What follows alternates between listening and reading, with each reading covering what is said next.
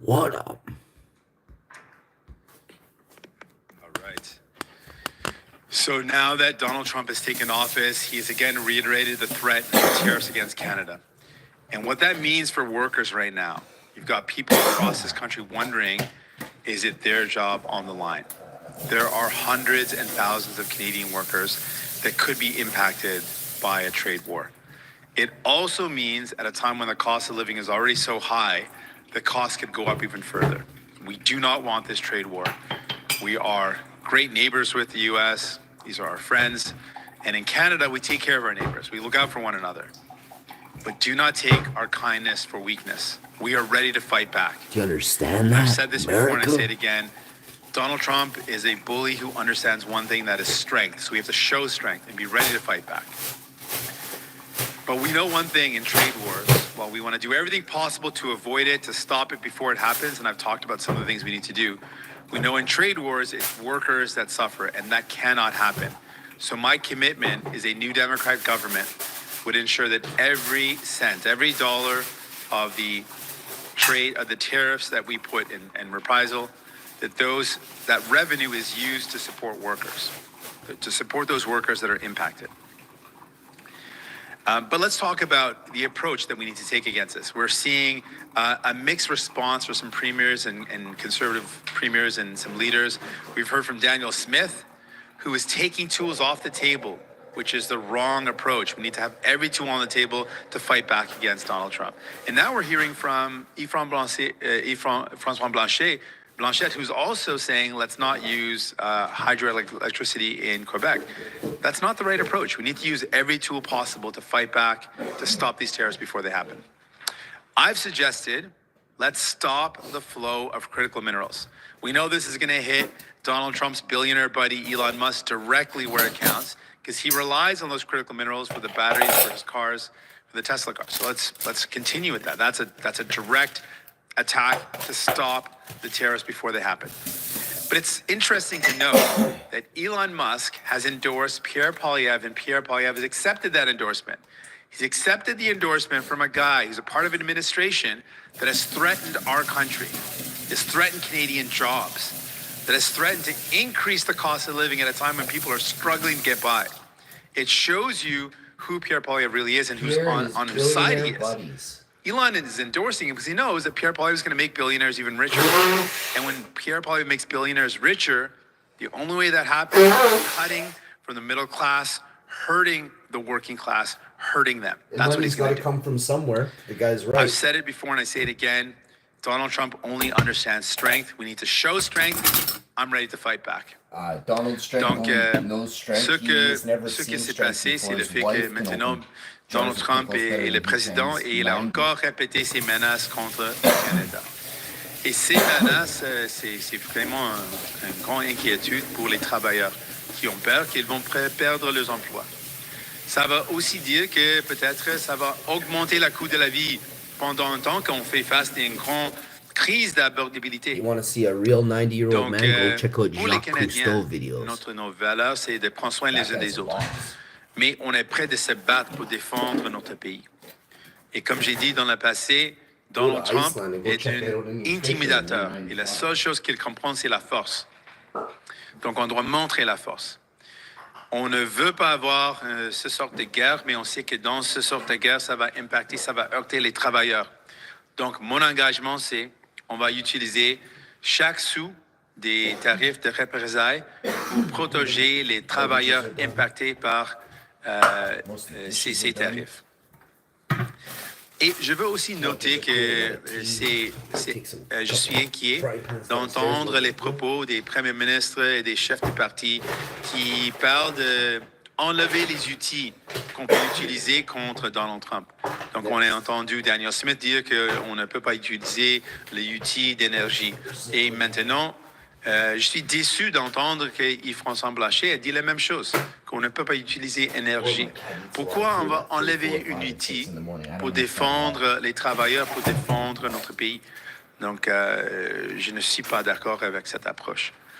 Et c'est aussi intéressant, j'ai suggéré qu'on doit commencer en arrêtant la vente des minéraux critiques, des minéraux essentiels. C'est quelque chose qui va heurter l'ami milliardaire Elon Musk de Donald Trump. Donc ça, c'est un outil qu'on peut utiliser et on doit commencer là. C'est intéressant que Elon Musk a appuyé Pierre Poilievre et Pierre Poilievre a accepté cet appui parce que Elon Musk sait que Pierre Poilievre va faire tout ce qu'il veut, que Pierre Poilievre va faire tout ce que Elon Musk veut parce que Pierre Poilievre est là pour aider les milliardaires, par la classe moyenne, par la classe ouvrière. Il a montré ça en acceptant cet appui. L'appui de quelqu'un qui est parti d'une administration qui menace notre pays, qui menace les travailleurs, qui menace à augmenter les coûts de la vie. Je suis aussi... donc, en fermant, je veux dire que... Pour arrêter, je veux dire que, encore, la seule chose que des intimidateurs comprennent, c'est la force. Et je suis prêt de me battre pour défendre les travailleurs. With that, I'm ready for any questions. Monsieur Singh, vous... Okay. Pierre Poilievre says the next election is about asking the tax. What is the ballot question for the NDP in the next election, and has that changed since the election of Donald Trump? I think Pierre Poilievre has shown that he's out of touch with where people are at. Things are changing. And with the election of Donald Trump, it certainly means people are worried about what Donald Trump means to Canada. With the threat of tariffs, workers are worried about losing their jobs. They're also worried that the cost of living is going to go up. So there's a lot of worries that are coming out. I think fundamentally, Canadians want to know who's going to fight for me, who's going to stand up for me, not the billionaires, not the CEOs, who's going to fight for me in this time. And I want Canadians to know. I know you feel let down by the Liberals. Pierre Poilievre is in it for the billionaires. He's going to cut from the middle class. He's going to cut from the working class. It's going to hurt you. It's going to cost you. And give to his billionaire buddies. That's what he's going to do. And New Democrats are committed to fighting for you, lowering the cost of your bills, building homes you can afford, and getting you a family doctor. Should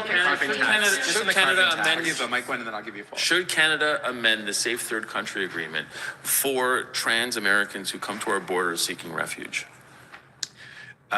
On that note, I think it's really sad for the folks in the States right now that heard the president basically say that they don't exist or that their reality or their identity is no longer recognized. It's really scary for a lot of folks. And I just want to acknowledge how scary that must be for people who heard that, who now feel really alone, who feel really afraid. I think what Canada's always done is shown as a country that we are there for people when they're in their times of need. It's something that's been a point of pride of Canada. So looking at that agreement and how we can amend it, it's been something that we've been considering for a while. We've raised concerns about the agreement for a while, and so it's something we'll look at. Sur Monsieur Blanchet. No, we'll do French question. Oui, merci. Sur Monsieur Blanchet, ce qu'il a dit, c'est que si le Canada menace de cesser des exportations énergétiques vers les États-Unis, ce serait de jouer avec le feu parce que les États-Unis pourraient se tourner vers d'autres sources d'approvisionnement. Donc cet argumentaire-là que lui fait, si je comprends bien, c'est selon vous, à jeter à la poubelle, ça fait pas de sens? Il y a de sens de ce que M. Blanchet a dit parce que il y a une guerre potentielle. Et dans une sorte de guerre comme ça, je ne veux pas qu'on ait une guerre des tarifs, mais la réalité, c'est que Donald Trump a menacé les tarifs. Donc, on doit être prêt à répondre. On ne peut pas enlever aucun outil pour répondre à ces tarifs. On doit être prêt à répondre avec la force pour arrêter les impacts parce que ça va heurter les travailleurs ici au Canada. Du côté du NPD, est-ce que la dernière fois qu'on vous a demandé si vous aviez des contacts avec l'entourage de M. Trump, vous avez dit, comme vous l'avez dit tout à l'heure, que c'est un intimidateur. Vous avez dit que vous ne parlez pas à des intimidateurs. Est-ce que le Canada peut se permettre d'ignorer la garde rapprochée de M. Trump ou M. Trump lui-même pendant 4 ans? Non, je pense que la réponse, si quelqu'un menace un pays, donc si c'est une discussion, on doit discuter. Mais à ce moment, Donald Trump a menacé le Canada avec les tarifs. Donc la seule chose qu'il va comprendre, c'est la force. On a vu des politiciens qui ont essayé de parler avec Donald Trump, ça n'a pas fonctionné. Il comprend la force, donc on doit montrer qu'on est prêt de se battre pour défendre notre pays. We've seen other liberal candidates in this race part ways with the carbon tax or say that they're no longer, in full support of it. How does the NDP feel about the consumer carbon tax? Are you ready to part ways as well? Well, we will announce our full plan very soon. Of course, you'd imagine we'll announce that when the campaign is called. But we've said some of the values that we want in our plan to take on the climate crisis, which is serious. We said, one, that the plan should actually work, should actually reduce emissions. We want to make the big polluters pay, and we don't want to see the burden fall on working people. These are some of the values that we will have reflected when we announce our plan, but you'd understand, of course, we're not going to announce our plan today, but when we announce our plan, it'll have those. En français, s'il vous plaît, vous dites qu'il faut agir tout de suite, que M. Trump va réagir à la force. Est-ce qu'il n'y a pas un risque de dire, ben nous, on veut couper tout de suite, on voudrait couper l'accès aux minéraux critiques, tout de suite, ne pas attendre? C'est pas un peu jeter de l'huile sur le feu, ça, d'y aller tout de suite sans attendre de voir quelles seront les prochaines étapes? On doit être prêt de faire ça. J'ai dit que ça doit être notre premier pas. Donc, on doit attendre s'il impose des tarifs actuellement.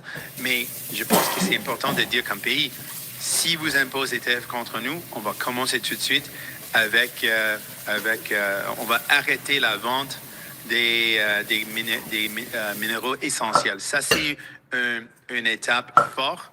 C'est quelque chose qui montre directement qu'on est prêt de se battre pour défendre notre pays. Et ça va heurter un ami proche de Donald Trump, Elon Musk. Donc ça, c'est quelque chose d'important. On the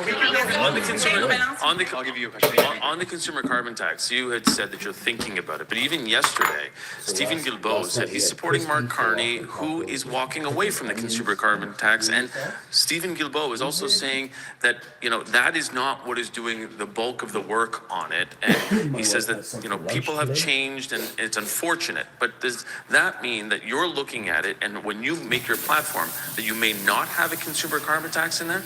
Well, we're going to release our plan and we'll let you know exactly when we do, exactly what our plan is. I can just tell you the elements of the plan that you can expect to see with the new Democrat plan. We have seen the Liberals' approach and the Conservative approach, and we didn't like either. It was clear to us that working folks did not feel that they were supported enough in the fight against the climate crisis, and we called that as a concern with the Liberal plan. And frankly, billionaire or big polluters, who are often billionaires, big polluters got away with polluting. And it wasn't really a strong plan to take on the biggest polluters. The Conservative plan, let's be very clear, is to let big polluters pollute as much as they want, dump as much as they want, poison the water, poison the air, no limit. That's their plan. I think both of them are wrong. I think we need a plan that takes on the big polluters. I think we need a plan that protects workers, supports them, gives them the help they need, doesn't make them bear the brunt of it, and a plan that actually works in reducing emissions. A week ago, you said you criticized the Prime Minister's decision to prorogue Parliament amid the Trump threats. Is there not a value in kind of waiting until Parliament is back sitting and using that time in Parliament to be able to scrutinize government and handle that with unity, like you said? Why do you need to go to an election immediately at the first opportunity? I think it's been really clear that the Liberals have let down people. People tell me they've been let down by them. They chose to prorogue government. They could have been sitting. We could have been passing laws that would protect workers, that would get us ready for this trade war. They chose not to. So people who tell me they feel let down by the Liberals, I understand that. And now we've got a choice in this next election. It's going to be between Conservatives want to cut, and it's going to cost you, or New Democrats who want to make life more affordable. So if you reject Conservative cuts in Pierre Poilievre, I invite you to stand with me. Stand with me this time, and we can fight together and we can win. Sur Amazon, s'il vous plaît, sur Amazon. On est deux journalistes francophones, on veut des questions en français, s'il vous plaît. Sur Amazon. Oui. 1800 travailleurs au Québec qui apprennent qu'on ferme Amazon dans plusieurs régions. Comment vous voyez ça? Et est-ce qu'on doit craindre que ça se passe ailleurs également au pays? C'est tellement inquiétant. Et c'est aussi, je pense, c'était la vraie raison pour laquelle Amazon a arrêté les opérations au Québec. C'est pour arrêter les travailleurs qui essaient de syndicaliser. Donc, ça, c'est horrible. C'est honnêtement horrible qu'on va voir un arrêt d'une opération d'une entreprise dans toute une région, toute la nation du Québec, seulement pour arrêter la syndicalisation des travailleurs. Ça va heurter les travailleurs, ça va heurter les gens. Donc, c'est exactement pourquoi je dis qu'on a besoin d'un gouvernement qui est là pour les travailleurs. Je dis que les gens ont besoin des néo-démocrates qui sont là pour défendre les travailleurs. C'est vraiment dommage ce qui se passe. Et on va être là pour les travailleurs. On va mettre la pression comme on peut parce que ce qui se passe, c'est horrible. I'll just do that in English. So. Yeah, yeah. And then I'll wrap up on that. Because I gotta go. Est-ce que me propose M. Poilievre en français aussi? That's a good question too. Damn it. Okay, I'll do those both. I'll do those both and then I have to wrap it. Yes. I'll do that and then I gotta wrap it. Okay. On Amazon, what's happening in Quebec is very clearly just laid Amazon off trying to 1,700 union workers bust. as These are workers the that union were trying to passed. unionize, and Amazon is shutting down operations in the complete Amazon region says in it has all of enough. Quebec Amazon just to insists stop these workers that from the demanding union, the fairness. new union And that's has why I say nothing again to and do again, with we pulling out need of a Quebec. government in this country that is there for workers, for working people. Pierre Poilievre is going to bring in American anti-union, If anti-worker Pierre laws. Poilievre doesn't comment on this and lay serious repercussions on Amazon, I know. I told Mom. I told her that you were trying to get in here. Peter? No, if he wants to get in, I'll open up the door. Close it.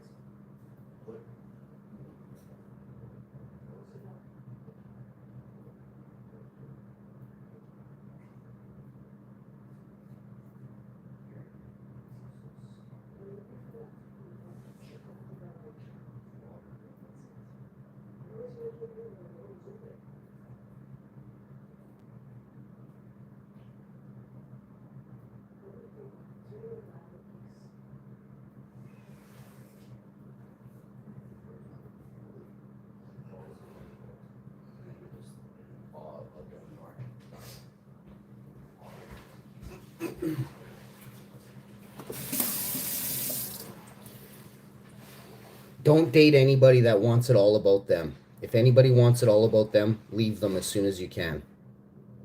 This world is not about you. If you get with somebody, you are together. So bad for workers. We've got to fight back, and this is already an One example. of the biggest misconceptions I see on the internet is women talking about, especially women. I'm going to be real. Women going, oh, I'm doing this. It's ladies' night.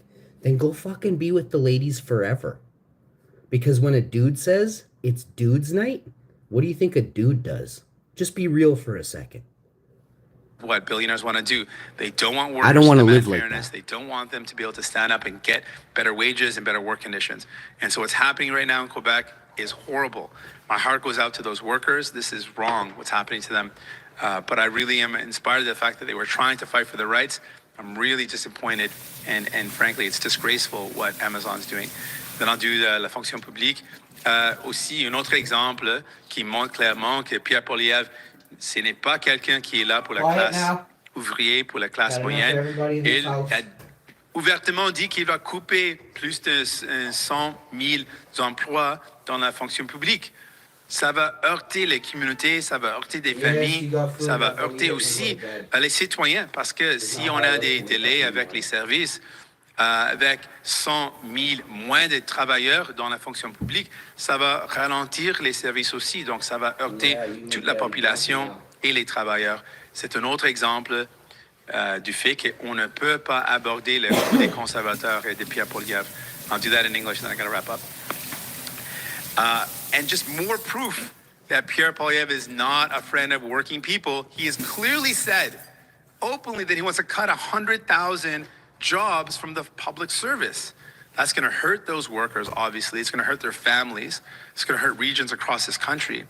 And it's also going to hurt citizens, because if we're already having a hard time accessing services at the federal level, 100,000 less employees is going to mean that our services are going to be more delayed, harder to access. So it's bad for people, it's bad for workers, and it's more proof that Pierre Poilievre is no friend of working people. He wants to cut jobs, cut services, and it's going to cost you. Thanks so much. For us Canadians. If they won't do anything, I suggest we create our own banks in Canada that work for the people, giving interest-free loans in our great time of need.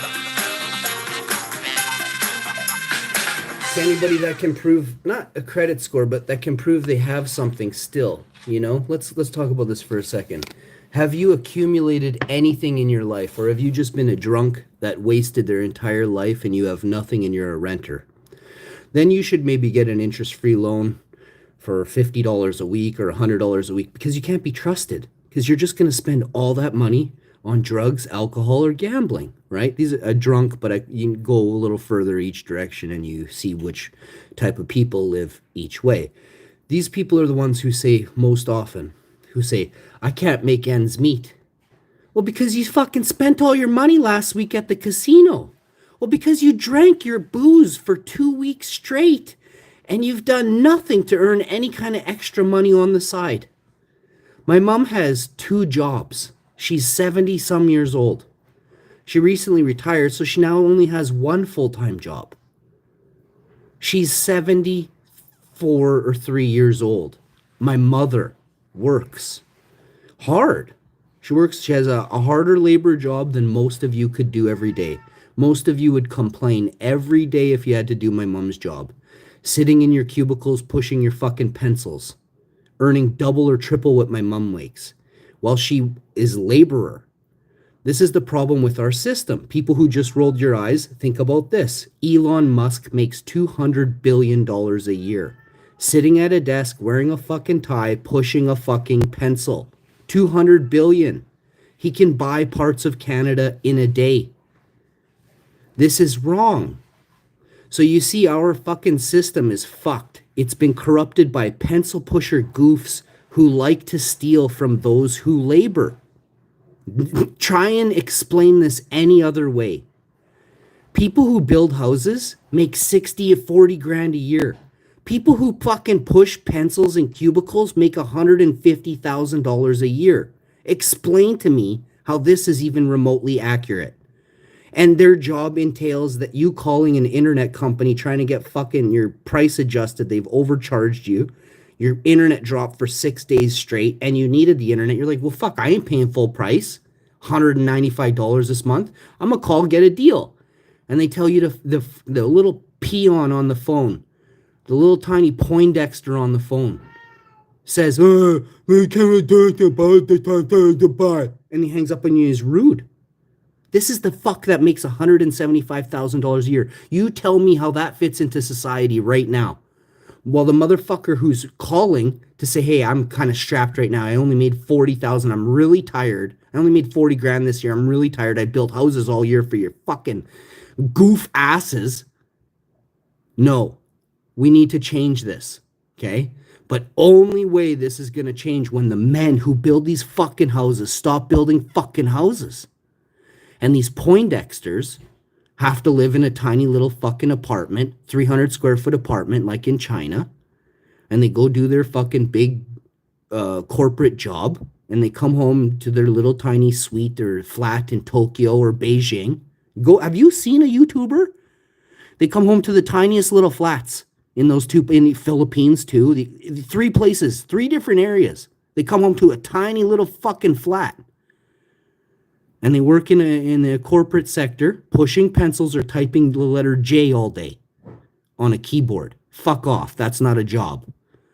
Go fucking cut lumber, go shovel rocks, and go build houses for people to live in for 100 years. Don't piss off people on the phone for 5 seconds every day. That's not a life. So these people that do nothing, you often hear people say, oh, I want to do something that's fulfilling. I want to do something where, I feel fulfilled. Well, you explain to me how those fucking pencil pushers feel fulfilled at the end of the day when they come home in rush hour traffic.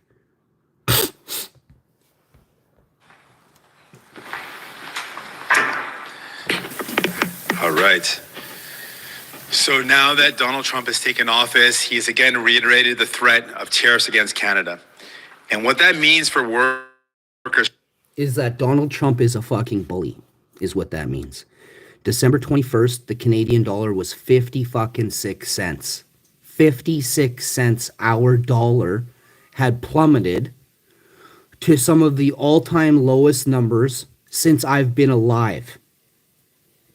And now all the old people in Canada have no clue about that. And they don't realize the ramifications of that day. That day happened. It can happen again faster than fuck now.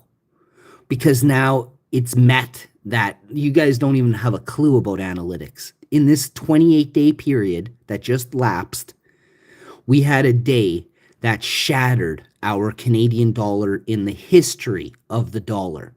And nobody in the economic side is talking about this. Remember how 7 years ago I told you we were in a recession? Now we are in a depression. Do you know what a depression is? It's when the amount of workers that are unemployed is double when we were where we were 7, 8, 9 years ago. Do you know how bad that is? That means if the unemployment rate is going in a track, we could double again in 5 or 6 years, taking it to 17% in 5 fucking years. Do you know how bad that is for Canada? I believe Americans' true unemployment rate is about 10%, which they're not saying it's that high. I think they're at 6.5 or 8.5. You guys are over 10%, guaranteed all day. Because you're not counting your illegal immigrant workers. You don't have full-time jobs and you're not paying into the system that, doesn't really do anything for you. It goes to all black ops budgets like NASA, who spends more money on helium than any other company in the world. But you guys think rocketry is some big-time thing. It's fucking balloons, bud. Wake up. You guys are all fools. Right now, you've got people across this country wondering, is it their job on the line? There are hundreds and thousands of Canadian workers that could be impacted by a trade war. You know how NASA flies those weird-looking, bulgy, oddly shaped rockets that don't look like they have any sort of aerodynamics to them? Now you go take a look at one of the fastest U.S. Air Force jets on the face of the earth that they'll tell you about. And go look at the speed of that thing. And then you go look at the NASA jumbo jet that looks like a fucking pickle with a white blanket put over it very shittily. That thing flies 400 million miles per hour. They lie to you. It also means at a time when the cost of living is already so high, the cost could go up even further. Well, the American fastest jet in the sky for their army that they'll tell you about flies 4,000 miles per hour. Further, we do not want this trade war. We are great neighbors with the U.S. These are our friends. And in Canada, we take care of our neighbors. We look out for one another. But do not take our kindness for weakness. Canadians used to look out for one another. I would say about 2016, 2017. But then Trudy and his gang of misfits turned Canadians against each other and made even more rats in Canada than there was before. We are ready to fight back. And I've said this before and I say it again. Donald Trump is a bully who understands one thing, that is strength. So we have to show strength. Don't get it twisted. Trudeau is a bigger bully, and Trudeau never got jail time for bullying hundreds upon hundreds of thousands of Canadians per province. So we need to first put Trudeau in jail and then use Trudeau as an example for the American president if he wishes to bully us. And be ready to fight back. But we know one thing in trade wars, while we want to do everything possible to avoid it, to stop it before it happens, and I've talked about some of the things we need to do, we know in trade wars, it's workers that suffer, and that cannot happen. So my commitment is a new Democrat government would ensure that every cent, every dollar of the trade, of the tariffs that we put in reprisal, that revenue is used to support workers, to support those workers that are impacted. But let's talk about the approach that we need to take against this. We're seeing a mixed response for some premiers and conservative premiers and some leaders. We've heard from Daniel Smith, who is taking tools off the table, which is the wrong approach. We need to have every tool on the table to fight back against Donald Trump. And now we're hearing from François Blanchet, who's also saying, let's not use hydroelectricity in Quebec. That's not the right approach. We need to use every tool possible to fight back, to stop these tariffs before they happen. I've suggested, let's stop the flow of critical minerals. We know this is going to hit Donald Trump's billionaire buddy Elon Musk directly where it counts, because he relies on those critical minerals for the batteries for his cars, for the Tesla cars. So let's continue with that. That's a direct attack. Let's see who Elon Musk's family was. Who is Elon Musk's dad? Let's ask Gemini.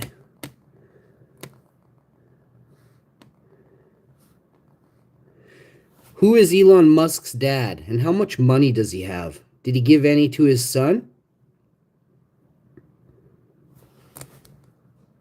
Elon Musk's father is Errol Musk, a South African engineer, entrepreneur, and property developer. Errol Musk's wealth. It's difficult to give an exact figure for Errol Musk's net worth. He has been involved in various business ventures throughout his life, including property development and engineering projects. Financial support for Elon. While Elon Musk's dad ran a diamond mine in Africa.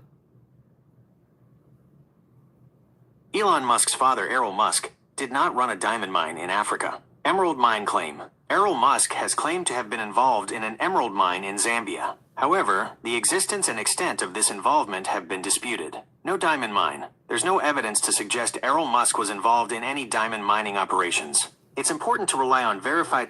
Errol Musk was involved in a diamond mine in Zambia, but tried to cover it up. Errol Musk has claimed to have been involved in an emerald mine in Zambia, but the details... So hold on. The guy himself has claimed... So Elon's dad, quote, Errol Musk has claimed to be involved in an emerald mine in Zambia.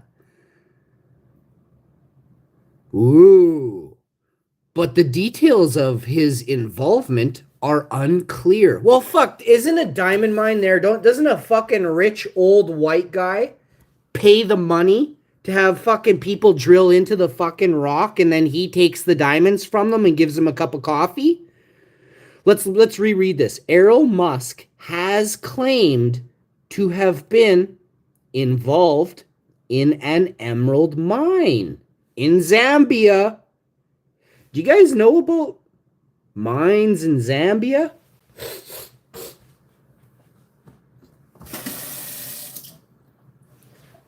Do you know the unethical nature of the mines in Zambia?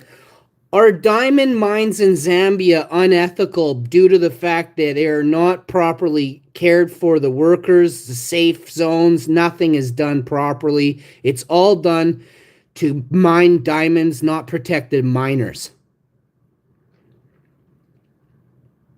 Yes, there are significant concerns about the ethical practices of some diamond mines in Zambia. Here's a breakdown of the issues. Worker exploitation, poor working conditions. Reports indicate unsafe working conditions, including lack of proper safety equipment, helmets, respirators, exposure. So we sometimes wonder where fucking rich people get their money from, don't we?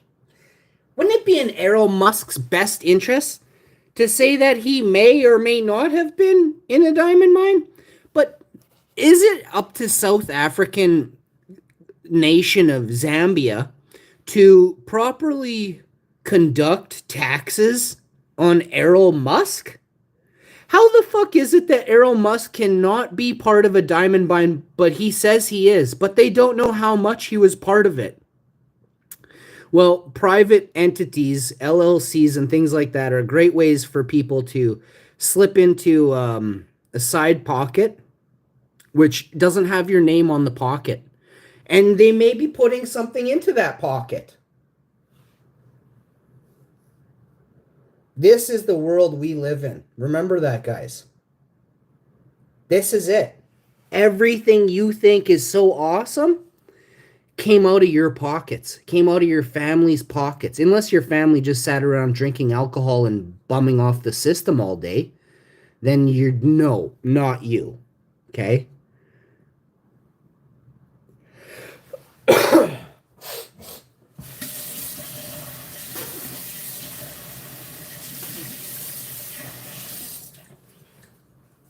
I've done so many jobs in my time. I've seen every single job I've ever done where the boss was shady. Every single job I've ever done, every boss I ever had was shady. You can't even fathom how many bosses. You can't even fathom how many bosses I've had.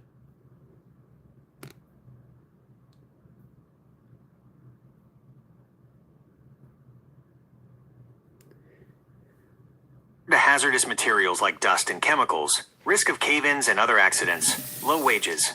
Many miners, particularly those in artisanal and small-scale mining, ASM operations, receive extremely low wages, like a often cup below of a living coffee. wage. Child labor. Child labor remains a serious issue in some Zambian mines, with children exposed to dangerous conditions and facing exploitation.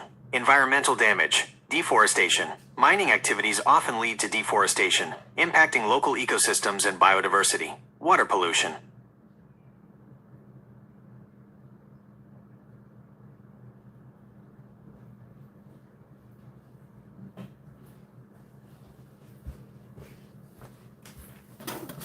So I mean, guys, everybody thinks somebody's so awesome. You know what I mean? Oh, Elon Musk is giving away $1 million every day. Do you realize Elon Musk is probably backdooring $1 billion every day through other means, right? Remember, if somebody's a billionaire, do you know Elon Musk fired all his engineers? And then fucking he had to rehire them because his stock started plummeting and they didn't have any new gear coming out. This is the type of guy, you go Google this story. Elon Musk fired 1,500 engineers. And then when he saw his stocks plummeting, he rehired them. To stop the That just happened last week, 2 weeks ago. tariffs before they happen. But it's... Again, these are the people who you think are awesome in America. And really, they're just as bad as all the rest that have come before as presidents. All of them. They're only greed-driven. The thing that I realize that makes the devil tick is greed. Okay? 97% of you check your bank accounts every day hoping to see or checking to see how greed-driven your life is. And that's the only thing that makes you smile. Man, you're going to hell. You're going to hell. I don't believe in heaven the way you do, but I believe there's somewhere where people who are greedy go. Because there's two types of people in this world. There's people who don't give a fuck about money. There's people, well, there's three. There's people who lie. There's people who lie and say, oh, I don't care about money. But one day throughout the week, they'll want your money. So, I mean, a second ago, they didn't want money, and now they want your money, right? So, when we live in a world with vultures, right? Because that's what they are. If they want your money, they're a vulture. And they fly around you like a fucking mooch, circling you like a fucking mooch. You got a pack of smokes? Oh, we're going to need a smoke from you, bro. Hey, bro, can I get a beer? Hey, bro, can I get a sip? Hey, bro, can I get $5? Now, I'm from Winnipeg. I know these guys. I know these people very well. Mooches, leeches are the worst. And these are the people that exist all around you in your families, your friends. Nobody can say that they have friends and family who are not greed-driven. None of you. Unless you're from Mongolia and you live in a temple and you don't have nice clothes that have name brands on them, I don't fucking believe you.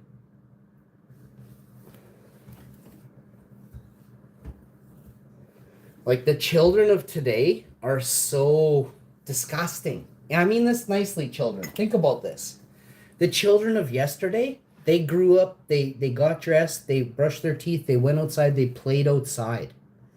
They played in the forest, they played in the sandboxes, they played in the snowbanks. Now kids fester in their bed all morning, all afternoon, all evening, in the same sweaty clothes they wore last night. When I was a kid, that was not fucking allowed. I had to get up, get in the bathtub, brush my teeth, comb my hair, and start my day. Every fucking day. From the time I was 3 or 4 years old, that's how I was brought up in the 80s. In 1980, I'm almost the 70s baby. I'm so close. All you like, oh, born in 75, you don't know what it was like in 75. Bro, I do know what it was like in 75. Like, it was only 5 years later, and shit doesn't like, the future doesn't like, when it's 2001, it doesn't go like that for poor people. Poor people stay in the fucking 70s when they're in the 80s. You understand what I'm saying, or are you just that incompetent of thinking? So there is no like, oh, 70s was this, that. I'm in the same boat. I look around and I see the same things instilled to me as people born in 1970. Some of my best friends are born in 1970.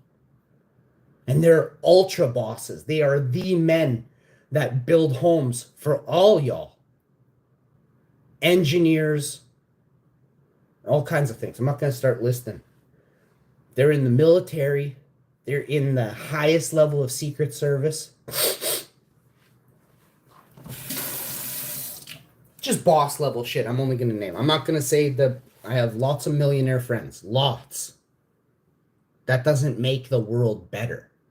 They made the world better by working really hard that whole time, building houses for $40,000 a year. Then they started their own companies where they still were the foreman and they still fucking led the team on building houses.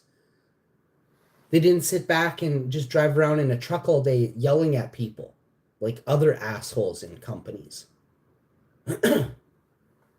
Trust me when I say you have to do your part right now because nobody else is. And it all starts with not being greed-driven. Greedy people ruined this planet. Ruined this planet. Prove me wrong. Show me one instance where greed hasn't completely fucked up everything. Show me one instance only. Every single country around the world has been bought and paid for. The governments of every country around the world are controlled by corporations. Prove me wrong. It's right in front of your faces. The government is supposed to work for the people. If the people are being burdened by the government, who do you think enforces the laws for the fucking government? Who do you think gives the government the army to fucking go ahead and arrest us? Do you know that corporations aren't paying their fair share, what they're supposed to? What the government charges us? At a special rate of this much money made, take this much from them? Go Google and see how far behind, just in Canada, Google is on taxes. $250 million minimum. And this is just the tip of the iceberg. I believe that's for a year.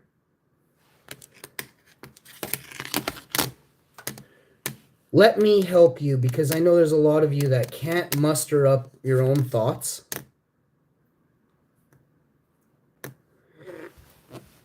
Why does Google not pay Canada taxes? The assertion that Google does not pay tax. Google Canada is years behind on its taxes. I can't help with responses on It's not an election. This is what I mean. Look how favored this fucking AI bot is. Google Canada owes the government of Canada over $250 million in back taxes. Reports suggest that Google Canada may owe significant back taxes to the Canadian government. Disclaimer. This is a complex issue with ongoing legal and financial considerations. The exact amount and details of any potential tax debt are subject to ongoing negotiations and may not be publicly available. Key points: tax audits. The Canada Revenue Agency, CRA, conducts regular audits of large corporations, including multinational companies like Google. Don't. Tax avoidance strategies. Multinational corporations Did you hear what he said? Do you hear what he said? Tax avoidance strategies. Multinational corporations often utilize complex financial structures. Remember what the fuck I told you about that other pocket? They financially structure a pocket over there that's not connected to their name so that their big ass company can split up in what's known as, it's sort of like sister companies. It's even different now. This is to the point now where this is now, they don't pay taxes. This whole company needs to be in jail. often utilize complex financial structures and transfer pricing strategies to minimize their tax liabilities. These strategies are subject to scrutiny by tax authorities. Government scrutiny. The Canadian government has been increased. You know what the word scrutiny means? Do you know that in Canada, they haven't even passed the new law to allow it, but the Canadian tax agency is just going to start taking a different line of taxes now. But they will scrutinize to what extent? Not very much, because they didn't make them pay. So when they scrutinized, I think they just kind of took a tiny little look and then looked the other way. But prove me wrong. Why is Google still so fucking far behind on its taxes in Canada? Why are we not transparently knowing that the biggest corporation in Canada isn't paying us proper taxes? We, the people, manage the government to tell corporate entities to pay their taxes. If they're not, we fire the government and find fuckers who will. Its scrutiny of multinational corporations' tax practices in recent years, aiming to ensure they pay their fair share. Where to find more information? Official government sources. For the most accurate and up-to-date information, refer to official statements from the Canadian government, e.g. the Department of Finance, the Canada Revenue Agency. Reputable news sources. Consult reliable news outlets that cover business and financial news for the latest developments on this issue. Important note. This information is for general knowledge and discussion purposes only. I'm trying to pause it. All this is bullshit. This is fluff. The AI isn't as smart as me, and it never will be. Pay attention. I had to correct the fucking AI. Rewind it. I had to correct the AI 3 times before it told the truth. So you see, the AI has actually begun to lie. And that is very, very, very bad.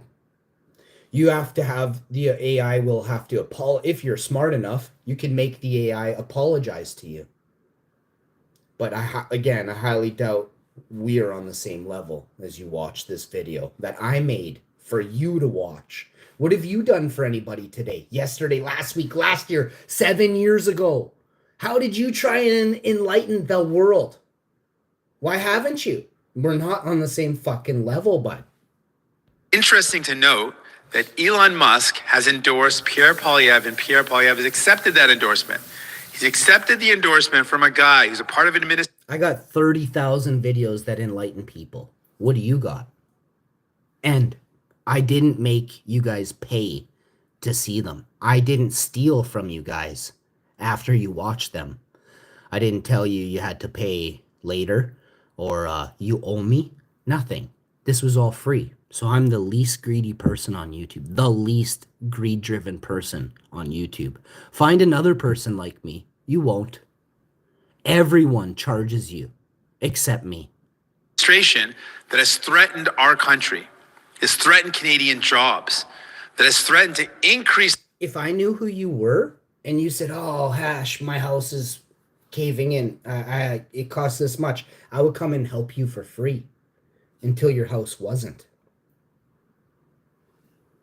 The cost of living at a time when people are struggling to get. I would bring you lunch. You know, I'd bring you surprises. I'd bring you treats. You would be like, wow, what? And you're working for me? I'm working with you. But it shows you who Pierre Poilievre really is and who's on whose side he is. Elon is endorsing him because he knows that Pierre Poilievre is going to make billionaires even richer. And when Pierre Poilievre makes billions. Remember who Elon Musk's dad is, right? Remember.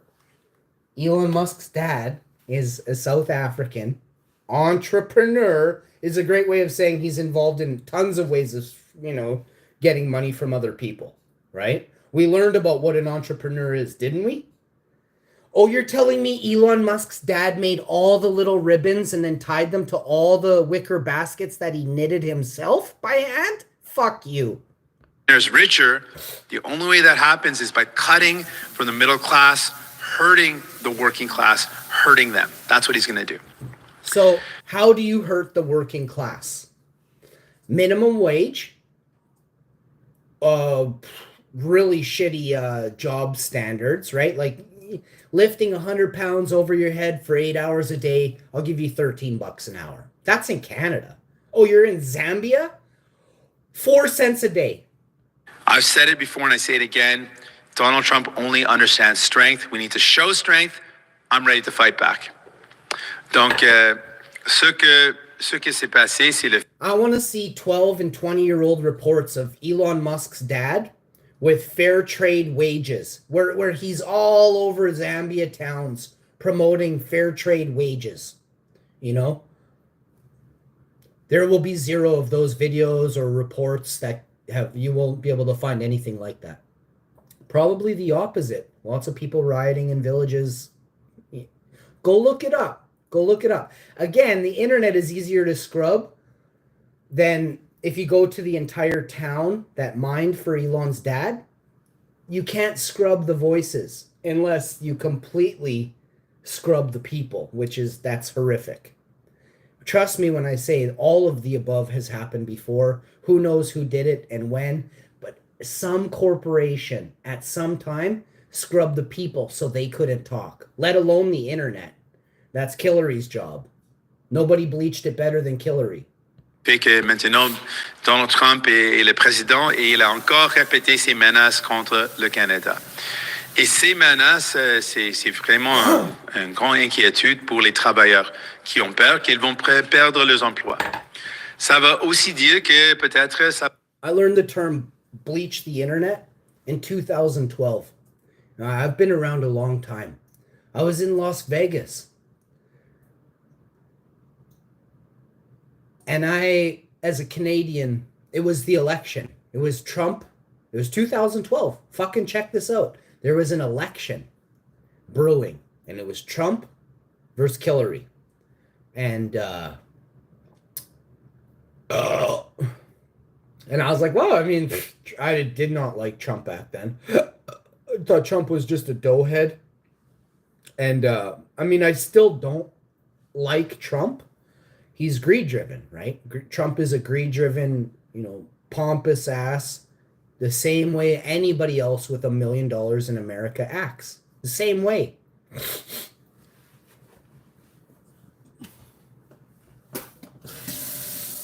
Y'all think that having a nice car or a CD player is like, that's what's gonna... They call it a midlife crisis, right? I think all millionaires finally hit the jackpot late in life. I don't know why that is. Of course, you see these tiny, malnourished string bean kids who are 23 and 28 or 30 years old, and they're billionaire tech corporation owners. They are entrepreneurs, and they are billionaires. These are 23-year-old children who are billionaires. And there's a lot of pompous ass goofs in corporations. When you put on that suit is no different than a prisoner's outfit. People in ties and suits are not, I repeat, are not to be trusted. These are the most greed-driven people on the fucking face of the earth. Men or women in suits are the most greed-driven people on the face of the earth. I was at a wedding one time. It was a politician's wedding. I don't know how I ended up there, and I never go back. Never. The pompous, arrogant attitude in this, it was next to a bar, like we're standing around a bar area at a wedding. The pompous ass attitude coming from the most Poindexter, goofy looking dudes I have ever seen. Well, all the ladies at this thing were going, holy fuck, Hash, you sure? I don't usually dress up. I don't look that good. I wear all my stuff's from Value Village. I'm not here to I don't need to look as glamorous as some asshole. I have a good heart. I shine brighter than any asshole with $1 billion ever could. You see me in a room before you notice those fucks every time. Want to know why? Because this dude, I was brought up correctly. I have something instilled inside of me that doesn't involve money. I was brought up by good people to love and cherish. And that is something that 99% of people don't have. All you care about is that greed-driven way you have inside of you. It's instilled. That way has been instilled. That means that's your primary objective. When you look down at the piece of paper of the video game you're playing or the little board game you're playing and you don't know what your character does, and you look back at that primary objective, it says be greedy because you're a dumb shit your whole life. That's your primary objective. Mine is to love everybody and teach them to love everybody. So the difference between me and you is I'm good and you're pure evil. You can switch, but the only way to switch is to stop loving money. It's to help people with the little bit of money you have in your pocket. You take it, you give it all to somebody who's hurting. Because that's what you would want if that was you. In their place, if it was you. Put yourself in their shoes. And 99.9% of you don't even understand what that means. You can't feel what that means. You want to know how I know? When someone else is sad, when someone else has lost their family member, and you look and you see the pain, you can feel because you put yourself into their shoes. You have now sunk your feet into their sweaty, stinky little loafers. You can feel the pain of that lost loved one that they're truly feeling and experiencing at that moment. Now, I saw it more in the child, like in the children and in the boy's voice, but that's just how it is. Sometimes that, and I'm not going to sugarcoat it, it's probably big time reason for that. But this is how it goes, you know. Some people are not really truly in love. They're just with somebody else, right? When I'm with somebody that I care about, if I pick them, even though it might not be the right choice, I have fucked up because the other person isn't fully in love with me. Maybe they care about me, sure I'm good looking, but they want money, right? So they'll do what they can to try and still play the field for a money dude, right? So, I mean money, I'm talking big money, not like just like a 5-bedroom house. I'm talking millions. I know a lot of chicks that went for dudes with millions, or they still were looking and they got cheated on. They got dumped, you know, now they're fat and they're not as sexy as they were when they were in high school or, you know, 20s. Now they're fat and, you know, let themselves go and now they're 40 and they don't look like they did, right?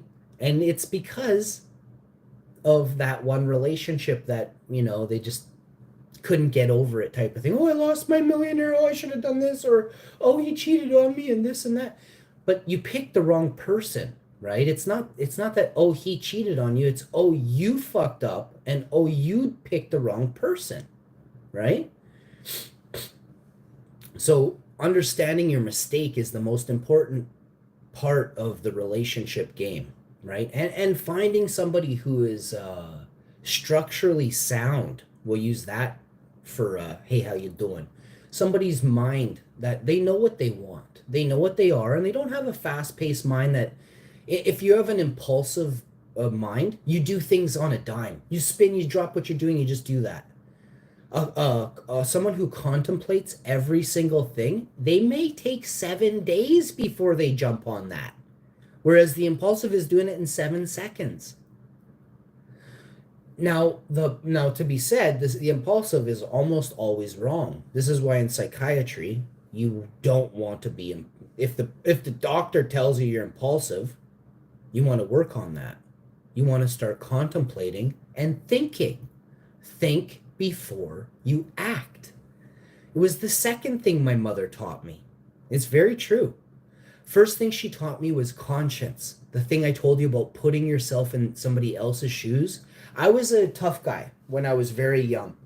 And I would go to school, and if there were dudes and they were being rough, I play fought with my dad. I could make my grown man father cry at 3 years old. So I get to school and there's 2 dudes beating up a skinnier, smaller dude with no money. And I run up and I absolutely fucking steamroll a grade 3-er. And I'm in kindergarten, and the grade 3-er goes flying, and the other one comes and tackles me and takes me to the ground, and we're rolling in the dust and the mud. And I grab him and I get him in a figure 4 leg lock, and I camel clutch him, and he's begging and crying, and the teacher runs over and she's like, what the fuck's going on here? Why is this little baby boy attacking a 12-year-old boy? And I said, he was beating up my friend who is 5. This kid is 10, you know? I'm shit kicking him. And I went to the office with the teacher, and the principal was there. Turns out later, over a decade later, this principal ends up being a substitute teacher in my other school. It's fucking epic. I'm like, oh my God, yes. She was so nice to me. This principal was so nice to me. She was much older then. I had some asshole classmates. And I was like, oh, and I never told them or anyone in the class that I recognized this lady. I didn't even tell my mom. I just kept it this whole time. I just kept it. I told her, I was like, do you remember me? Like later on, like a year later, I was like, dude, I know you. I was blown away that it was her. And these guys were acting up in class. I went and kicked one of these kids' chairs out from behind him. He didn't say another word the rest of the day. The other dude, I said, I'm going to steamroll you at break, at recess. I'm going to bulldoze you. It's a 15-minute recess. I'm going to bulldoze you for the 15 fucking minutes straight. Shut your mouth. The substitute teacher loved me. I was like, she's like, where do you want to sit, Sean? You want to sit in the front, in the back, in the middle? How many chicks do you want around you? I was just like, you rock. Let's do some math. I'll answer your question as fast as you can write it on the board. I'll spit the answer. And then she was like, please, can somebody else have an answer, Sean? We know you know all the answers. You can't make this shit up. I had to raise my hand, and then I had to get picked if I could say the answer. You know what I mean? I was the first one to raise my hand in math. You think I'm playing? I ain't no dipshit. I was a genius. I fell into the jocks because I love sports. The geniuses were kind of dorky. Once I was in grade 8 or 9, I stuck up for all the geniuses. I was one. I hung with them. But recess, lunchtime, and all sporting events, I was a jock.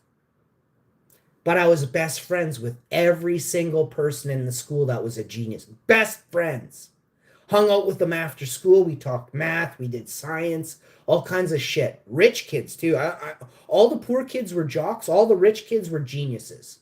I was a poor kid. I was very poor. I was the poorest in my high school. No shame in my game. Maybe second or third poorest. But I'll say I was the poorest. No problem. Nobody wants to be the poorest. Trust me. I don't give a fuck. Money doesn't matter. And that's the first thing you realize as a boss. That's the first thing you realize. The second thing is there's lots of hot chicks out there who are rich and almost all geniuses. They don't give a fuck about money. They want a man with a good heart.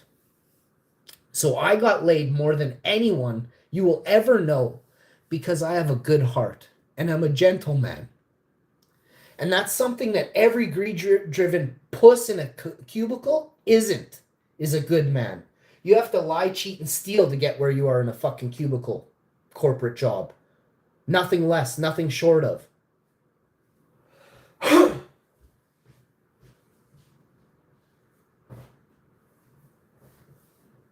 So yeah, I don't fit in with lots of different entities around the world because I ain't a bitch. I ain't a sellout. I got morals. I was instilled with motherfucking morals at the age of 3. 1983. I had more morals than the entire U.S. presidency.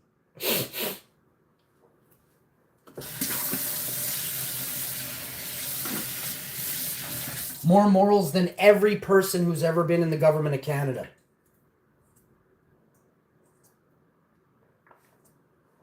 Do you? And why not? It's your parents. It's your parents and the lack of instilling proper in you.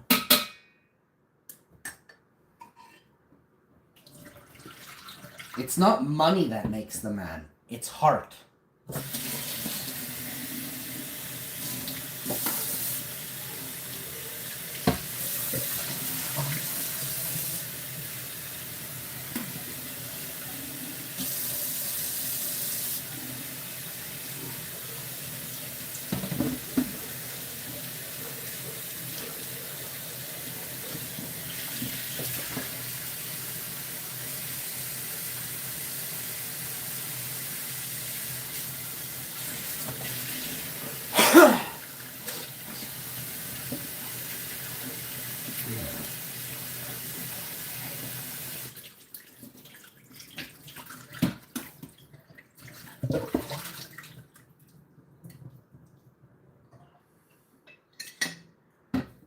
Intelligence is connected to your heart,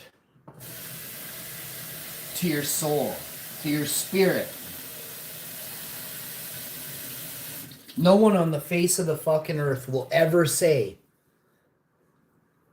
that math is evil. No one. No one on the face of this planet will ever say that math is evil. That means math is connected to your heart. It has a place. Anything not evil must be good.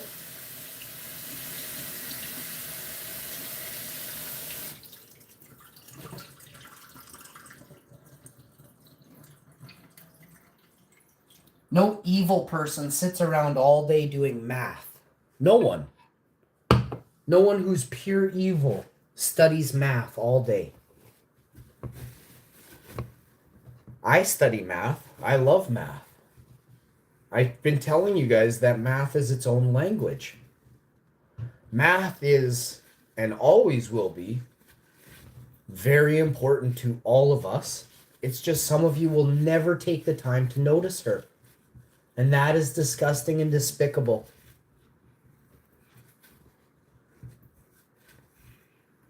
There are so many terms for math. There's rate of flow, beautiful terms that help us in our everyday lives. Negative pressure.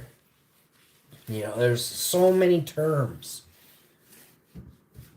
that you can find in today's world that help you coexist, that help you breathe, that help you live. Math is not evil.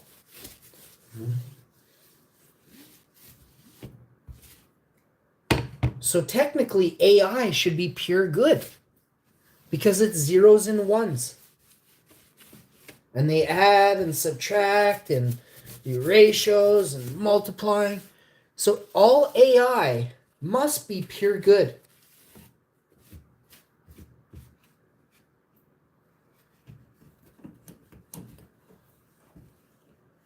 Unless you get some goof in a corporation to tell that AI to steal all the Bitcoin from all the good hardworking people that invested their money and just wanted a little safety net for their family as they got older. To steal all the Bitcoin from those people. Then that corporate goof just turned AI evil, didn't he? What was the factor of 10 that did it? Greed. Great answer. Good question. Great answer. So greed is the most evil thing in the world. What causes greed? What makes a person go greedy? Money, diamonds, gold, riches, wealth. What does Elon Musk have? He is the what? Elon Musk is the richest of all the greedy people in the world? Wow.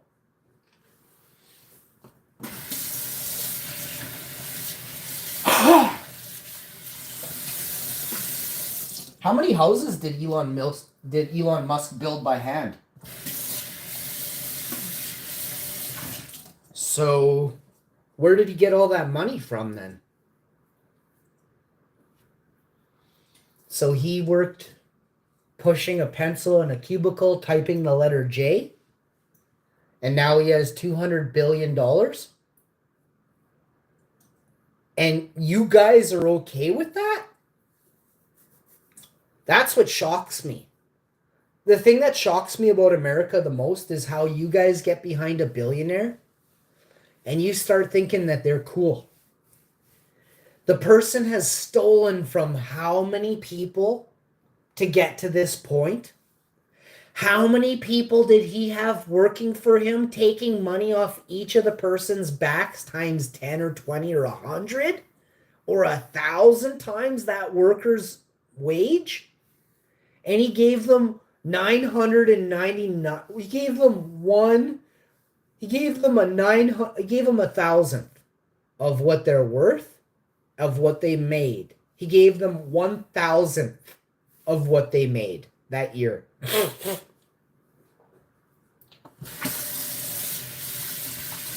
Well, you know, you got taxes and you got machines. I had to get a federal grant to build. Somebody else had to build this. I got grant money. I mean, that stuff costs money, you know. I had to get $400 million from the feds to put this plant together. You mean that had to come from somewhere? It came from the American people, asshole.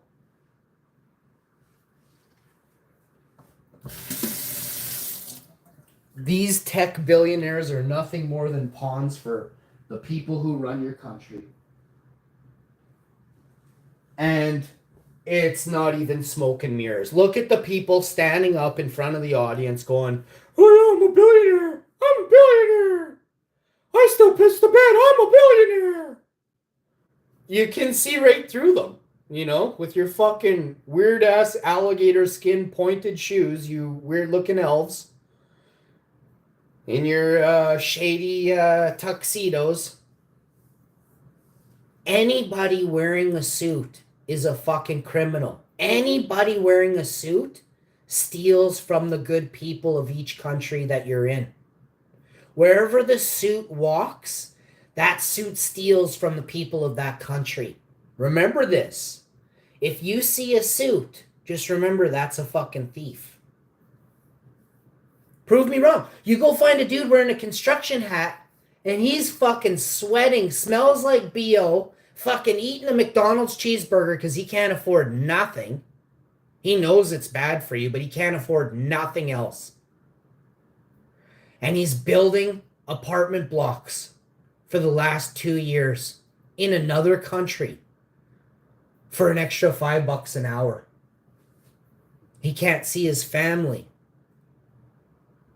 And this guy makes $45,000 a year. Shame on all of you. Shame on all of you for letting the system get this fucked up, this corrupted. Shame on all of you. Shame.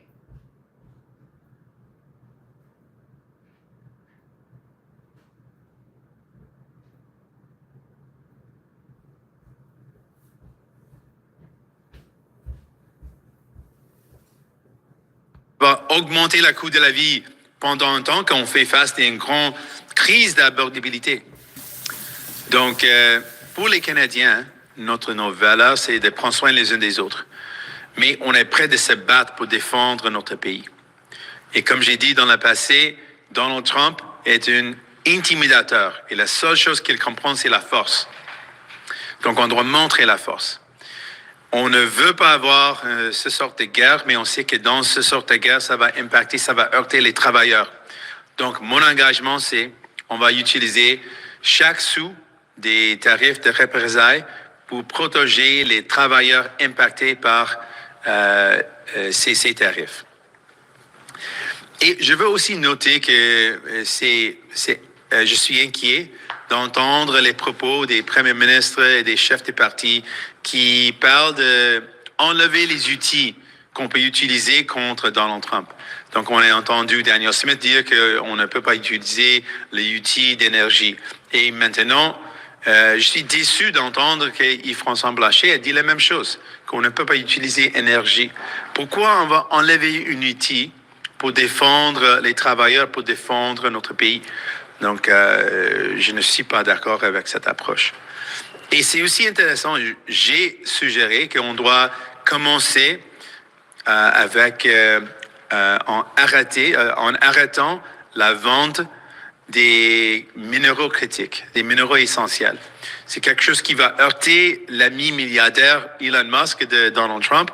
Donc ça, c'est un outil qu'on peut utiliser et on doit commencer là. C'est intéressant que Elon Musk a appuyé Pierre Poilievre et Pierre Poilievre a accepté cet appui parce que Elon Musk sait que Pierre Poilievre va faire tout ce qu'il veut, que Pierre Poilievre va faire tout ce que Elon Musk veut parce que Pierre Poilievre est là pour aider les milliardaires, par la classe moyenne, par la classe ouvrière. Il a montré ça en acceptant cet appui l'appui de quelqu'un qui est parti d'une administration qui menace notre pays, qui menace les travailleurs, qui menace à augmenter les coûts de la vie. Je suis aussi, donc, en fermant, je veux dire que, pour arrêter, je veux dire que, encore, la seule chose que des intimidateurs comprennent, c'est la force, et je suis prêt de me battre pour défendre les travailleurs. With that, I'm ready for any questions. Monsieur Singh, vous... Pierre Poilievre says the next. Go ahead. Okay. Pierre Poilievre says the next election is about asking the tax. What is the ballot question for the NDP in the next election, and has that changed since the election of Donald Trump? I think Pierre Poilievre has shown that he's out of touch with where people are at. Things are changing. And with the election of Donald Trump, it certainly means people are worried about what Donald Trump means to Canada. With the threat of tariffs, workers are worried about losing their jobs. They're also worried that the cost of living is going to go up. So there's a lot of worries that are coming out. I think fundamentally, Canadians want to know who's going to fight for me, who's going to stand up for me, not the billionaires, not the CEOs, who's going to fight for me in this time. And I want Canadians to know. I know you feel let down by the Liberals. Pierre Poilievre is in it for the billionaires. He's going to cut from the middle class. He's going to cut from the working class. It's going to hurt you. It's going to cost you, and give to his billionaire buddies. That's what he's going to do. And New Democrats are committed to fighting for you, lowering the cost of your bills, building homes you can afford, and getting you a family doctor. Should Canada amend the Safe Third Country Agreement for trans Americans who come to our borders seeking refuge? On that note, I think it's really sad for the folks in the States right now that heard the president basically say that they don't exist, or that their reality or their identity is no longer recognized. It's really scary for a lot of folks. And I just want to acknowledge how scary that must be for people who heard that, who now feel really alone, who feel really afraid. I think what Canada's always done is shown as a country that we are there for people when they're in their times of need. That's something that's been a point of pride of Canada. So looking at that agreement and how we can amend it, it's been something that we've been considering for a while. We've raised concerns about the agreement for a while, and so it's something we'll look at.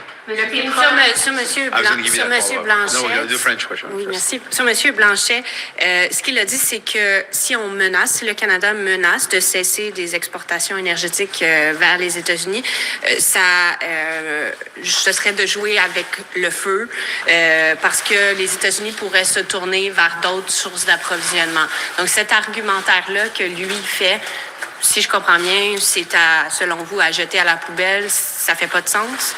Yeah, il y a de sens de ce que M. Blanchet a dit, parce que il y a une guerre potentielle. Et dans une sorte de guerre comme ça, je ne veux pas qu'on ait une guerre des tarifs, mais la réalité, c'est que Donald Trump a menacé les tarifs. Donc, on doit être prêt à répondre. On ne peut pas enlever aucun outil pour répondre à ces tarifs. On doit être prêt à répondre avec la force pour arrêter les impacts, parce que ça va heurter les travailleurs ici au Canada. Du côté du NPD, est-ce que la dernière fois qu'on vous a demandé si vous aviez des contacts avec l'entourage de M. Trump, vous avez dit, comme vous l'avez dit tout à l'heure, que c'est un intimidateur. Vous avez dit que vous ne parlez pas à des intimidateurs. Est-ce que le Canada peut se permettre d'ignorer la garde rapprochée de M. Trump ou M. Trump lui-même pendant 4 ans?